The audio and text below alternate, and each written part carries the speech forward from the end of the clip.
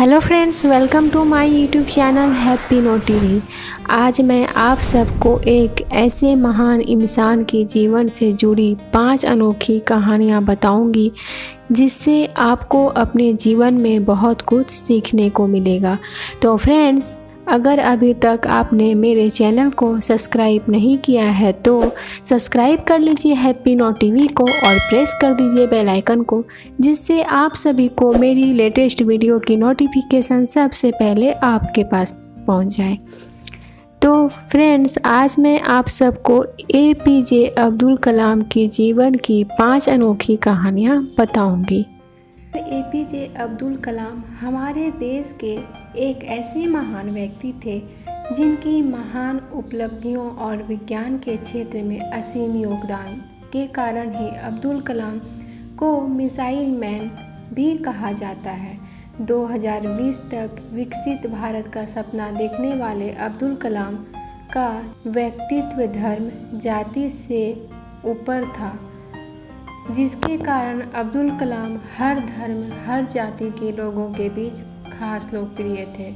उनके इसी महान व्यक्तित्व के कारण अब्दुल कलाम आज हम सभी भारतीयों के लिए जीवन का एक आदर्श है, जो हम सभी को अब्दुल कलाम के जीवन से प्रेरणा लेकर उनके द्वारा दिखाए गए रास्तों से हमें हमेशा आगे बढ़ने की प्रेरणा मिलती है।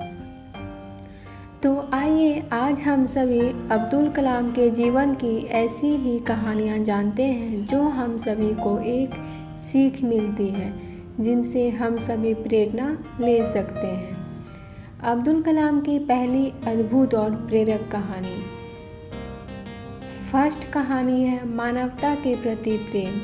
हमें सभी जीवों, चाहे वह इंसान हो या पशु पक्षी, सबके प्रति दया का भाव रखना चाहिए।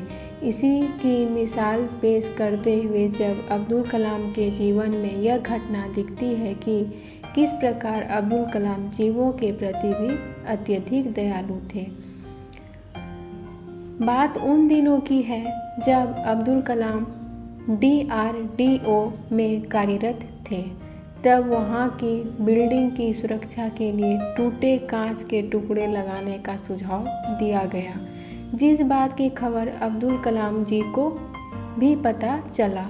तब खुद वहाँ जाकर अब्दुल कलाम ने ऐसा करने से रोक दिया और वहाँ के उपस्थित लोगों से कहा कि ऐसा करने से जो पक्षी दीवार पर बैठते हैं वे शीशे के टुकड़े से घायल हो सकते हैं। और इस प्रकार डॉक्टर अब्दुल कलाम ने पक्षियों के जीवन के रक्षा के लिए शीशे के टुकड़े नहीं लगाने दिए। इस घटना से पता चलता है कि डॉक्टर अब्दुल कलाम मानवता के प्रति कितने दयालु थे। अब्दुल कलाम जी की दूसरी अद्भुत और प्रेरक कहानी। जीवन में कभी भी हार ना मानना। वो कहा जाता है ना कि मन के हारे हार हैं, मन के जीते जीत। अब्दुल कलाम बचपन से पायलट बनना चाहते थे और जिसके लिए उन्होंने देहरादून एयरफोर्स अकादमी में फॉर्म भी भर दिया, लेकिन परीक्षा में कम अंक आने से उनका चयन नहीं हुआ। तो इस पर भी अब्दुल कलाम हारे नहीं और खुद को जीवन में आगे बढ़ाते हुए विज्ञान की दिशा में बढ़ गए और फिर पूरी दुनिया में एक वैज्ञानिक के रूप में मिसाइल मैन के नाम से प्रसिद्ध हुए। अब्दुल कलाम के जीवन के इस घटना से पता चलता है कि क्या हुआ जब हम एक जगह फेल हो रहे हैं तो हमें उसकी चिंता छोड़कर दूसरी जगह लग जाना चाहिए, कहीं तो सफलता मिलेगी ही ना। इसलिए हमें अपने जीवन में कभी हार नहीं मानना चाहिए। अब्दुल कलाम जी की तीसरी अद्भुत और प्रेरक कहानी। संघर्ष से ही आगे बढ़ते हैं लोग। अब्दुल कलाम बेहद गरीब मछुआरे परिवार से ताल्लुक़ रखते थे और अपने परिवार की आजीविका चलाने और अपनी पढ़ाई करने के लिए पिताजी का साथ देते हुए बचपन में सड़कों के किनारे सुबह सुबह अखबार बेचा करते थे। भले ही उनके पिताजी ज़्यादा पढ़े लिखे नहीं थे, लेकिन कलाम को हमेशा यही शिक्षा देते थे कि यदि जीवन में आगे बढ़ना है तो संघर्ष का साथ कभी नहीं छोड़ना। जितना अधिक संघर्ष करोगे उतना अधिक सफलता भी मिलेगी।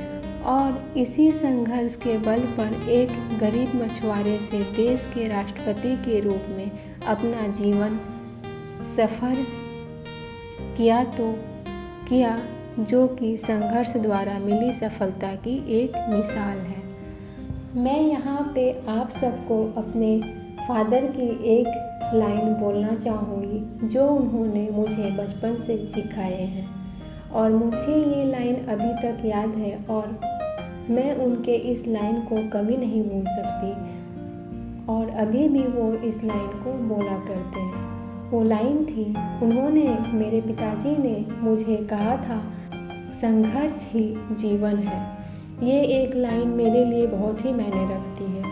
उन्होंने मुझे बचपन से सिखाया, संघर्ष ही जीवन है। अगर जीवन में संघर्ष नहीं हो तो जीवन कैसा? जीवन में जो संघर्ष करता है वो एक दिन अपनी मंजिल तक जरूर पहुंचता है। और अभी भी वो इस लाइन को दोहराते हैं। अब्दुल कलाम जी की चौथी अद्भुत और प्रेरक कहानी, एक समान आदर की भावना। डॉक्टर APJ अब्दुल कलाम अपने जीवन में खुद को कभी बड़ा व्यक्ति नहीं मानते थे। वे अपने को सबके बराबर एक महान समझते थे। जब उन्हें वाराणसी में ITI के दीक्षांत समारोह में बुलाया गया तो उन्होंने देखा कि स्टेज में 5 कुर्सियां लगी हुई हैं, जिनमें बीच वाली कुर्सी बड़ी और उन सबसे ऊंची भी थी, जिस पर उन्हें बैठने को कहा गया तो कलाम सर ने उस पर बैठने से मना कर दिया और कहा कि मैं भी आप लोगों के बराबर का ही व्यक्ति हूँ। अगर सम्मान करना है तो इस पर कुलपति जी को बैठाइए। जिसके बाद अब्दुल कलाम सबके सामने वाले कुर्सी पर ही बैठे। इस तरह अब्दुल कलाम अपने को सबके बराबर ही मानते थे। यही नहीं, अपनी इसी समानता के भाव के चलते अब्दुल कलाम कुरान और गीता दोनों का अध्ययन करते थे। यानी उनके लिए कोई भी ग्रंथ छोटा या बड़ा नहीं था, बस ज्ञान जहाँ से मिले ले लेना चाहिए, यही उनकी सोच थी। अब्दुल कलाम जी की 5वीं अद्भुत और प्रेरक कहानी, दान की भावना। जब अब्दुल कलाम का चयन राष्ट्रपति के रूप में हो गया तो कलाम सर ने तुरंत एक चैरिटी को फ़ोन किया और अपनी जीवन भर की जमा पूंजी दान कर दी और कहा कि आज से मेरा ख्याल तो अब भारत सरकार कर रही है, इसलिए जो अब सैलरी भी मिलेगा उसे भी हम दान करते हैं। अब्दुल कलाम खुद कहते थे कि सबसे उत्तम कार्य क्या है?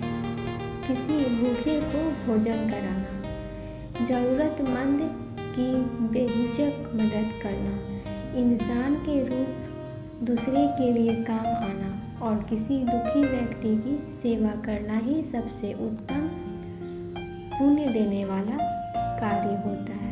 इस तरह अब्दुल कलाम का जीवन सादगी से भरा था, जो कि सभी के लिए जीवन में आगे बढ़ने एक प्रेरणा स्रोत है।